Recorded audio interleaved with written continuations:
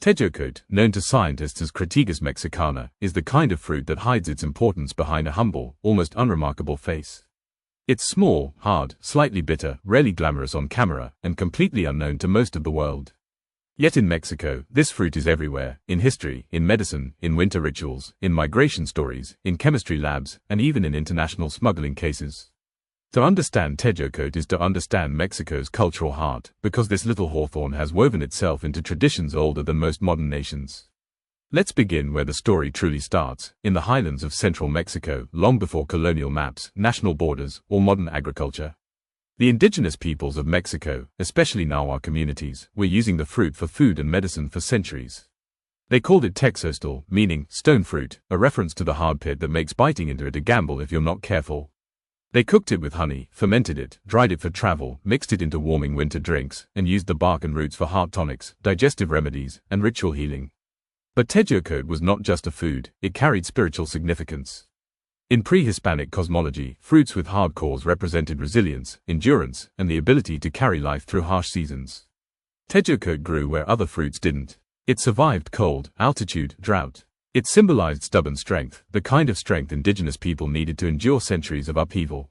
Then came the colonial era, when European settlers introduced dozens of new fruits to the region: apples, pears, peaches, plums. Ironically, despite all the new imports, Tejocote refused to fade into the background. Instead, it fused into new traditions, especially posadas, the deeply loved December celebrations that blend indigenous and Catholic symbolism. If you've ever tasted Ponche Navideño, that warm, fragrant holiday punch served during Christmas season, you've tasted the soul of Tejocote. Without Tejocote, Ponche loses its depth, its earthy backbone, its gentle acidity, its warm, comforting aroma that feels like a memory even if you've never lived it. The fruit became immortalized through this ritual drink. You can find it simmering with cinnamon sticks, guava, hibiscus flower, sugar cane, prunes, apples, cloves, and piloncillo. But the Tejocote is the anchor, it's the ingredient that turns sweet juice into a winter elixir. To many Mexican families, the holiday doesn't start until a pot of ponche, always with Tejocote, is simmering on the stove. But while its cultural presence stayed strong, Tejocote's scientific story is even more surprising. Botanically speaking, Tejocote is a hawthorn. Hawthorns are famous in herbal medicine for one reason: cardiovascular effects. Some compounds in the leaves and fruit, flavonoids, oligomeric procyanidins, are known to influence circulation, arterial tone, and heart rhythm.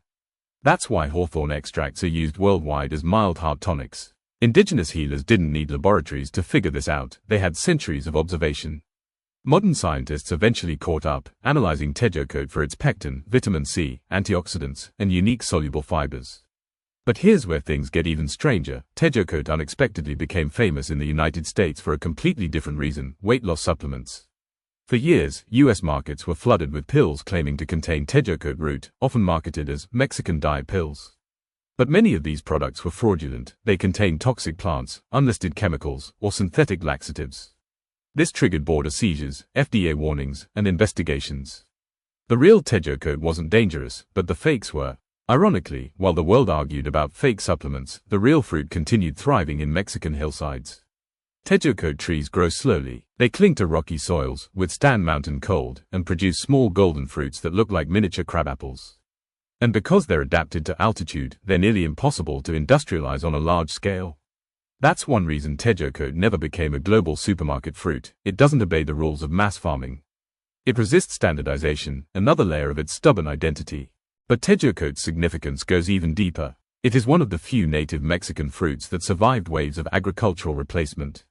Many indigenous crops lost ground to European imports. But Tejocote held its ground, not because it was the sweetest or most marketable, but because it was woven into rituals, stories, and seasonal identity.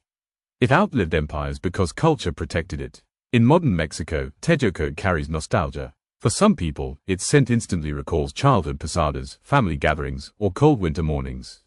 For migrants living abroad, especially in the US, Tejocote became a symbol of home, to the point that people attempted to smuggle fresh Tejocote across borders during holiday season. Customs officers repeatedly confiscated bags full of the fruit because of agricultural regulations. People weren't trying to start an underground fruit cartel, they just wanted to taste home. And here's the paradox that makes Tejocote so fascinating: it is both ordinary and mythic, both medicinal and cultural, both scientifically studied and mysteriously misunderstood outside its homeland. It represents resilience, an indigenous fruit that refused to disappear. It represents warmth because it forms the heart of Mexico's most comforting drink. It represents fragmentation and connection because migrants carry its memory across borders.